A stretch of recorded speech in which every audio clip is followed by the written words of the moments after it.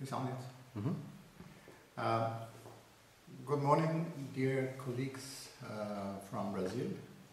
My name is Ralf Risser. I'm a psychologist from Austria. My relationship to Brazil is that I have been there several times, also on congresses. One was the ICTCT workshop in Campo Grande some 10 years ago now, and also some 10 years ago Professor Rosestraten has translated my book Assessing the Driver to Portuguese language. And now I have been asked to give a presentation about how to evaluate different policies of traffic. Probably you will feel that my talk will not be so much about evaluation, but rather about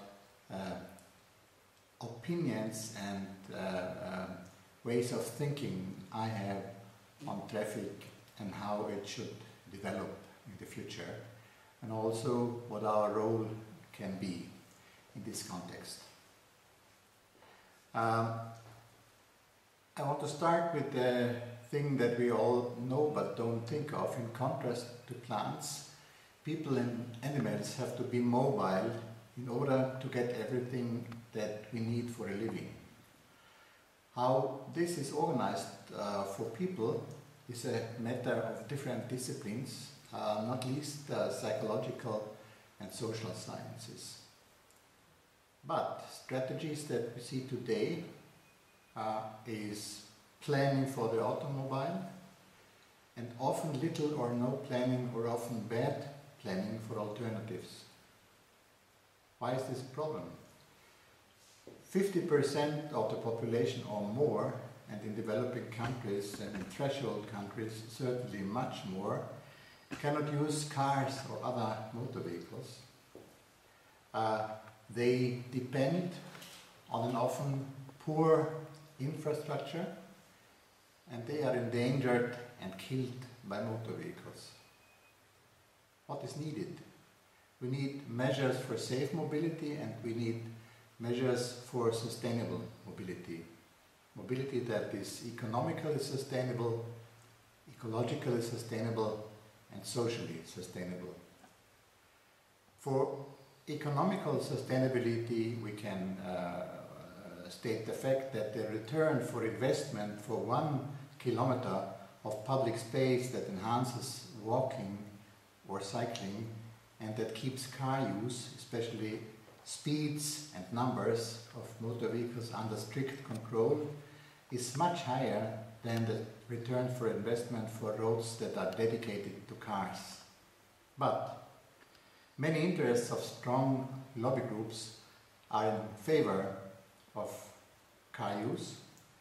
Oil industry, car industry, insurance industry, assets and repair industry, even the health system.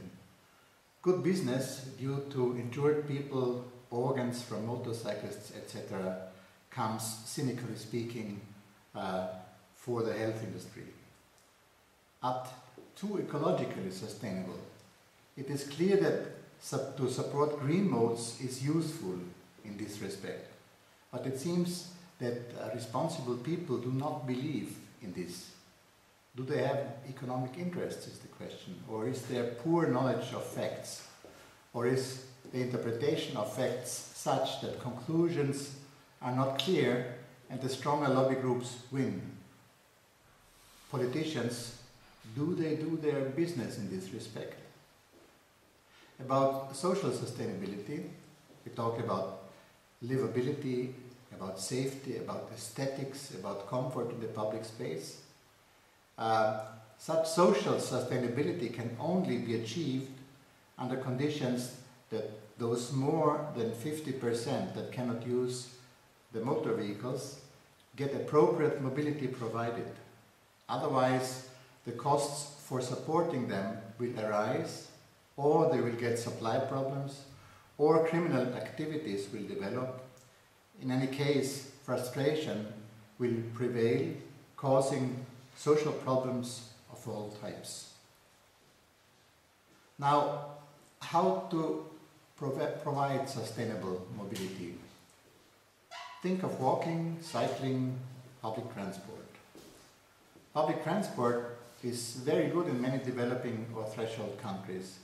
Maybe not as far as comfort is concerned, but with respect to frequencies, flexibility, user-friendliness, in the sense that one can get on and off wherever one wants, simple payment modes, etc. It should be tried to keep these open, communicative and highly flexible and improvisatory features, like for instance in Brazil. Of course, in highly developed industrial countries like in Europe, the trends have been different.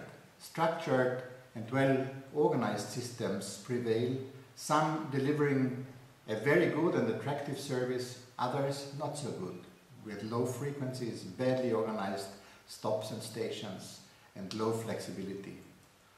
All these things can be analyzed and improved with the help of interactive measures with test persons, with pilot towns or pilot cases involving psychologists and social scientists. Let's talk about walking a little bit. How would you deal with walking? First, you have to provide space. Take away space of cars. See below, I will talk about that later. See to lower speeds of cars, allow more narrow lanes for motor vehicles, and give more space for boardwalks. See what is said above. Return for investment is good. Shoppers come walking. We know shoppers come walking. The return for investment for infrastructure that enhances walking is higher than for car-dedicated roads. And the task of psychologists and sociologists is to convince both decision makers and the public of the advantages of walking. Economically, we have to convince decision makers. Concerning health, we have both to convince decision makers and the public. Concerning fitness, comfort and a relaxed lifestyle, we can talk to the public, develop awareness-raising campaigns, and etc. And for those who have no other possibilities than to walk, the authorities can show that they care for them. Another point is cycling. Many people are cycling, but their role is not supported so much by the planners. The situation for cycling in most countries is similar than for walking. There is too little space allocated for cycling. The difference of the cycle compared to walking, of course, is that with the cycle you can cover larger distances, and that means that the role of cycling can be even more important when it comes to good traffic planning. And the question is, how can walking and cycling ever be important when they are so restricted in the distances that they allow? Because also with a cycle it is difficult to imagine to travel more than 10 to 15 kilometers. But the answer is, in Europe, about 50% of all car trips are shorter than 5 kilometers. Half of all car trips are shorter than 5 kilometers, and about 15% are shorter than 1 kilometer. I do not believe that this is much different in many other towns and villages of South and Central America or Asia or of Africa. These distances that I have just mentioned can easily be covered by cycling and walking, and together with public transport, of course, many long distances can be covered. And as I said, if countries want to invest their money wisely, they should invest in walking and cycling infrastructure and in public transport. Plus, that they should allow for car traffic under the condition of control of speeds and the reduced amount of motor vehicles. Allocate less space to them. Now, let's talk a bit about safety. In connection with safety, testing is something that we psychologists do. Most of us work in this area. Looking if drivers are apt for driving, or if persons are apt for driving, is psychologically useful work, of course. But this, in our case, happens when they already have caused problems, at least for most groups. I know that in Brazil, lorry drivers and bus drivers are tested as a standard. I think you know that. However, I think generally we should provide possibilities to test at early stages in general, before anything has happened with the driver. We should test more on the strategic level, that means with respect to personality and attitude features. And we should not put too much weight on skills. We know that the most skilled group, that is young males between 18 and 24, who are skilled after 2 or 3 years of practice driving cars, is the most endangered group of all groups in traffic. So skills are obviously not the problem that we have to deal with. We have to deal with personality and attitudes. And we should learn from personality and attitude testing for the education that we implement. We can learn about the shortcomings that people have in those areas and react to this with our education strategies. Now, what about rehabilitation? Rehabilitation is, of course, very useful work, but psychologists who do this work should learn as much as possible about the traffic system so that they can lead their work in rehabilitation courses in the right direction. For instance, the role of speeding is very difficult to understand. That is an issue that not even planners and politicians understand, and many politicians believe that it's no big deal if people surpass the speed limits a bit or drive a bit faster. We should help people to understand problems connected to problematic behavior in traffic more generally, because in traffic more persons have died in all of the world since 1900 than in all wars together. We have a fresh dissertation from Germany that is 4 years old that has proved this clearly.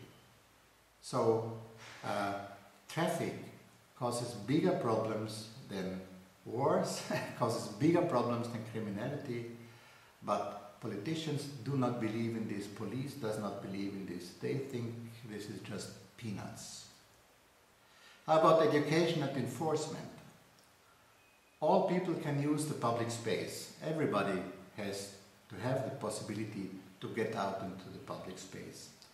Those who are weaker than the average grown-ups are usually not car drivers or vehicle drivers, however.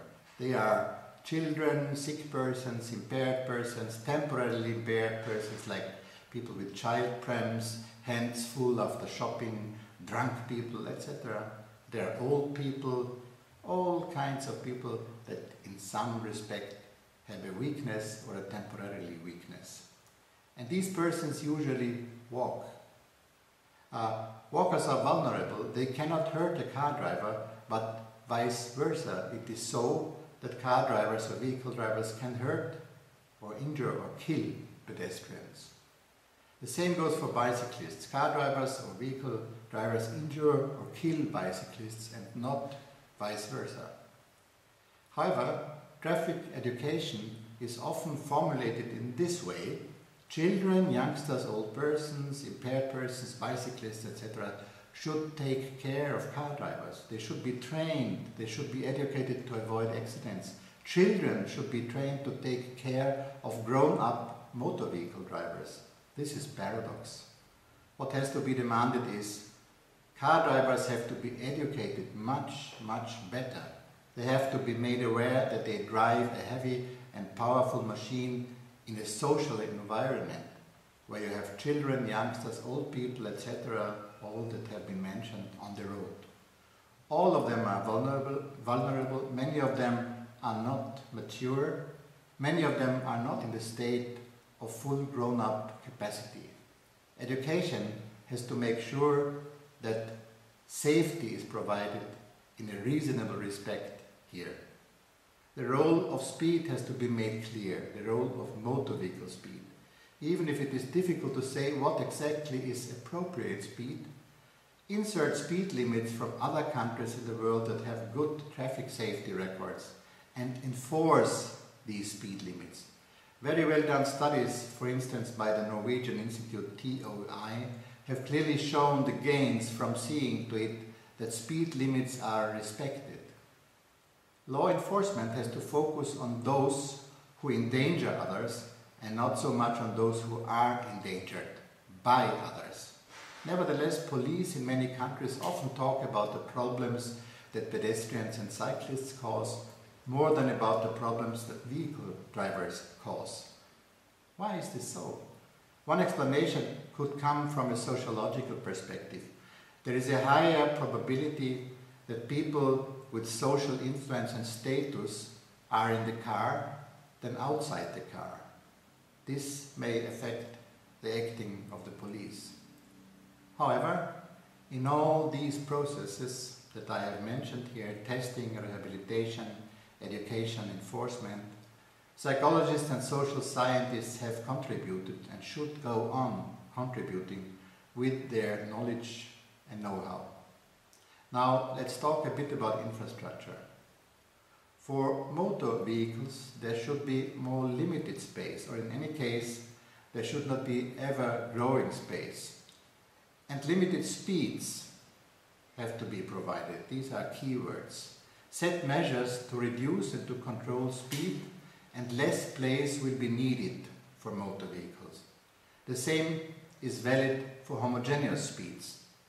The more homogeneous speeds are, the safer is motor vehicle traffic and the less space does it take. Next, provide more space for walkers and cyclists.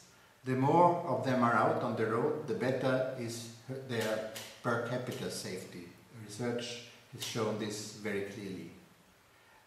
And if you have more walkers and cyclists out on the road, they will see to it that local infrastructure for shopping, for pleasure, for playing, for communication, for small-scale business, etc. will grow. All these measures together that I have just mentioned now will provide better safety, a better infrastructure, better police enforcement, better education. Now the last point that I want to refer to is research. What research should be done from the point of view of psychology and the social sciences? What comes to my mind first is always non-profit marketing. We have to learn under which conditions people would accept to adapt a more sustainable lifestyle. We have to implement these preconditions according to what we have understood. We have to test in practice and in interaction with the target groups whether we have understood correctly. And then we have to adjust preconditions accordingly. This is the cycle of non-profit marketing. Everything has to be based on the question whether target groups are satisfied with what is offered them, and they are prepared to use what is offered to them and to accept it and to use it in the way that is intended. Another thing that we have to deal with is to develop analysis methods. We have to develop methods that help to analyze behavior, whether it is safe, sustainable, communicative, etc. And we have to develop better methods to understand behavior. Why do people do things that seem strange or paradox or irrational? Why do physicians smoke, for example? We know since a long time that knowledge alone, knowing the traffic rules alone, is not enough to influence behavior in the wished for direction. Our next point is education. We have to learn about the reasons of certain types of behavior. And we have to develop further methods to educate people in these respects. We can use group dynamics, apply modern technology-based didactic materials, develop teaching and exercising methods, etc. And last but not least, we have to focus more on interdisciplinary work. We have to summarize, for instance, what is known about economic, ecologic and social effects of different types of traffic planning and traffic management. For instance, economic scientists should be involved more in order to explain more in detail the contrasts between issues of national economies. For instance, fewer accidents mean savings on this level, but who feels the benefits, and business economy. So the difference between national economy and business economy, because somebody always has to pay immediately for measures and feels this immediately. So we know that saving lives by having better traffic safety on a national economy level would save us money, but who feels the benefits? On the other hand, those who sponsor work for improving safety have to spend money immediately. This goes on a business economy level, and this is felt immediately. And therefore politicians often say no to measures and explain this by the fact that these measures are too expensive. So we need help from economists there. I think that this is it for the moment, and I thank you for listening to what I had to say, and I say goodbye from Austria.